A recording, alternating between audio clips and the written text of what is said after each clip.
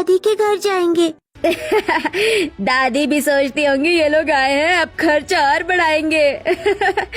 सुमित की बातों से क्लास में कुछ बच्चे हंसने लगते हैं। सूरज और रागिनी की आंखें भर आती हैं और फिर छुट्टी के बाद दोनों बच्चे घर आ जाते हैं। मम्मी सब बोल रहे थे हम गरीब हैं।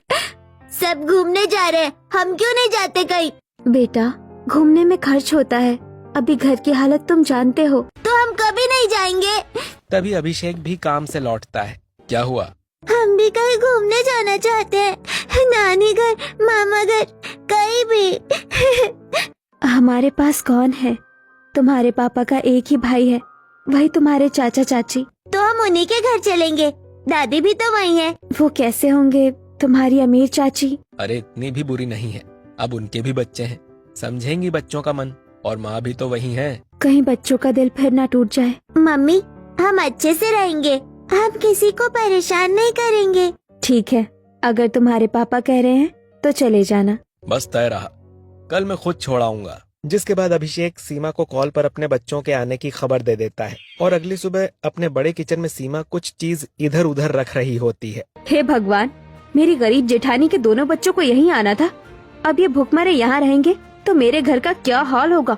ये गरीब बच्चे सबसे पहले मेरे किचन पर ही ढाबा मारेंगे। जिसके बाद अमीर चाची फ्रिज खोलकर चॉकलेट के डिब्बे निकालती है और बिस्किट के पैकेट उठाती है, फिर सबको अलमारी की ऊंची शेल्फ पर रखकर ताला लगा देती है। वो गरीब बच्चे सबसे पहले तो इन्हीं चीजों पर टूट पड़ेंगे, सबसे पहले इन्हें छुपा देती हूँ। तभी पीछे से गायत्री अंदर आती है और सीमा को सब छुपाते हुए देख लेती है। बहू, ये सब क्यों छुपा रही हो? इसीलिए कि आपकी बड़ी बहू के भूखमरे बच्चे आ रहे हैं। बहू, वो भी तो बच्चे हैं, इस घर के ही खून है। खून होंगे आपके लिए, मेरे लिए तो बोझ है।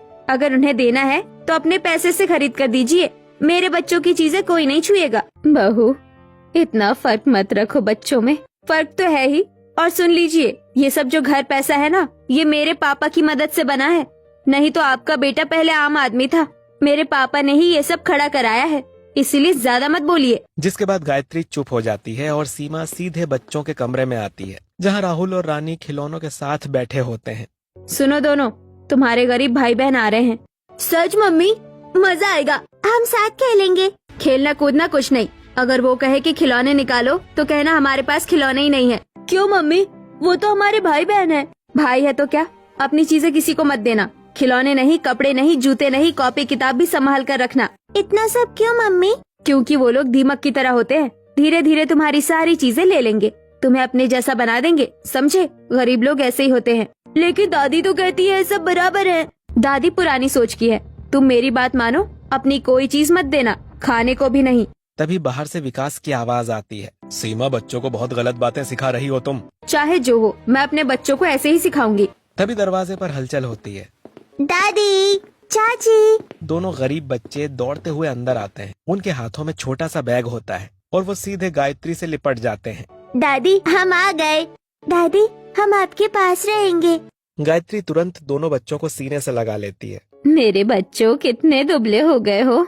सूरज और रागिनी मुस्कुराते हुए सीमा की तरफ बढ़ते हैं। चाची, दूर रहो, पहले डेटॉल से नहाना, फिर मेरे और मेरे बच्चों के पास आना। इतना कहकर सीमा मुंह बनाकर पीछे हट जाती है और फिर कुछ समय बीतता है और सीमा और सभी रात का खाना खा रहे होते हैं कि तभी चाची, हमें भी भूख लगी है, हमें भी थोड़ा खाना दे दो। तुम भूखमरों को तो हर वक्त भूख ही लगी रहती है। सीमा उठकर किचन में जाती है और थोड़ी देर बाद 2 सूखी रोटियां और 1 प्याज लाकर अलग थाली में पटक देती है। लो, ठूस लो। चाची, हमें भी पनीर की सब्जी चाहिए, हमें भी वही खाना है जो सब खा रहे हैं। पनीर खाना है तो जाओ अपने गरीब माँ बाप के पास, मेरे घर में तुम्हें यही मिलेगा। दोनों बच्चे चुप हो जाते हैं। भूख के आगे आंसू रुक जाते हैं और वो सूखी रोटी तोड़कर खाने लगते हैं, जहाँ दूर खड़ी गायत्री सब देख रही होती है। कैसी अमीर चाची मिली है इन मासूमों को, बच्चों से भी बैर। ऐसे ही दिन गुजरता है और एक दोपहर सभी बच्चे बाहर खेल रहे होते हैं और राहुल की रिमोट कंट्रोल कार जमीन पर दौड़ रही होती है और सूरज उसे ध्यान से देख रहा था।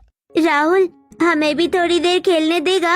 हाँ पकड़, ध्यान से चलाना, गिराना मत। सूरज कंट्रोल पकड़ता है और कार धीरे धीरे आगे बढ़ती है। रागिनी ताली बजाती है। भैया देखो कितनी तेज से जा रही है। तभी सीमा बाहर आती है। ये क्या हो रहा है?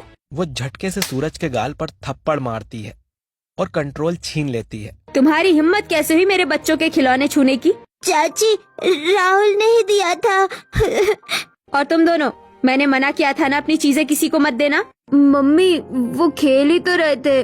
अगर आगे से अपने खिलौने किसी को दिए ना तो मैं तुम्हें भी नया खिलौना नहीं दिलवाऊंगी। हाँ, हमने कुछ नहीं किया।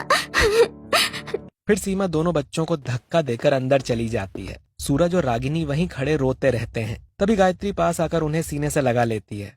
रो मत, सब ठीक होगा। कुछ और दिन बीत जाते हैं। बच्चे अब और भी सहमे रहने लगते हैं और एक शाम सीमा ने पिज्जा मंगवाया होता है, जहां वो डिब्बा कमरे में रखकर दरवाजा आधा बंद करके अंदर राहुल और रानी के साथ बैठी होती है। जल्दी जल्दी खा लो और बाहर मत जाना, तुम्हारे वो गरीब भाई बहन देख लेंगे तो उन्हें भी देना पड़ेगा। मम्मी, उन्हें भी एक टुकड़ा दे देते हैं। बिल्कुल नहीं, जितना है उतना ही कम है। तभी विकास कमरे में आते हैं। क्या छुपा छुपी चल रही है? कुछ नहीं, बच्चों के लिए पिज्जा मंगवाया है। तो सूरज और रागिनी को भी बुला लो, एक एक स्लाइस दे देना। बेचारे, उन्हें कहाँ मिलता होगा ये सब। अगर इतना कलेजा दुख रहा है तो जाओ मजदूरी करो और कमा कर खिलाओ उन्हें। मेरे पिताजी की दी हुई प्रॉपर्टी पर राज कर रहे हो और मुझे सीख दे रहे हो। मैं बस बच्चों की बात कर रहा था। मुझे मत सिखाओ, जो है मेरे पापा की वजह से है। वहीं बाहर दरवाजे के पास सूरज और रागिनी खड़े होते हैं। पिज्जा की खुशबू बाहर तक आ रही होती है। भैया, कैसी खुशबू है। चल दादी के पास चलते हैं। फिर बच्चे अपनी दादी के पास जाकर सो जाते हैं और अगले दिन हॉल में खेलते खेलते बच्चों का हाथ पास रखे फ्लावर पॉट से टकरा जाता है और फ्लावर पॉट नीचे गिरकर टूट जाता है। ये क्या कर दिया तुम दोनों ने? मेरी इतनी महंगी चीज तोड़ दी। भूख मरो, तुम्हारी हिम्मत कैसे हुई? सीमा गुस्से में आगे बढ़ती है और दोनों के सिर आपस में टकरा देती है, जिसकी वजह से बच्चे दर्द से चीख पड़ते हैं।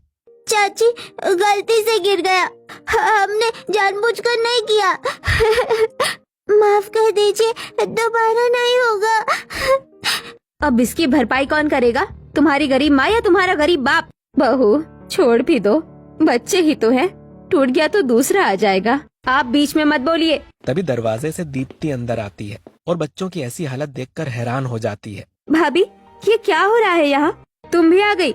एक गरीब कम थी क्या जो दूसरी भी आ गई? मैं यहाँ किसी से कुछ लेने नहीं आई, अपने भैया भाभी के बच्चों से मिलने आई हूँ। फिर दीप्ति बच्चों के पास आती है और उनके आंसू पोंछती है। बेटा, किसने मारा तुम्हें? चाची ने। हाँ तो क्या फूल बरसाओ इन पर। बस, अब ये बच्चे यहाँ नहीं रहेंगे, मैं इन्हें अपने साथ ले जाऊंगी। जाओ जाओ, अभी ले जाओ। बच्चे डरे सहमे अपनी बुआ के साथ बुआ के घर आ जाते हैं और एक कोने में जाकर चुपचाप बैठ जाते हैं। अरे क्या हो गया? तुम लोग ऐसे चुपचाप से क्यों बैठे हुए हो? इतने डरे हुए क्यों दिखाई पड़ रहे हो? क्या हो गया? रागनी, तेरी आंखों में आंसू क्यों है? बुआ, मैं कुछ बोलूं? आप हमें मारोगी तो नहीं ना? अरे बच्चों, मैं क्यों तुम्हें मारूंगी? मैं तुम्हारे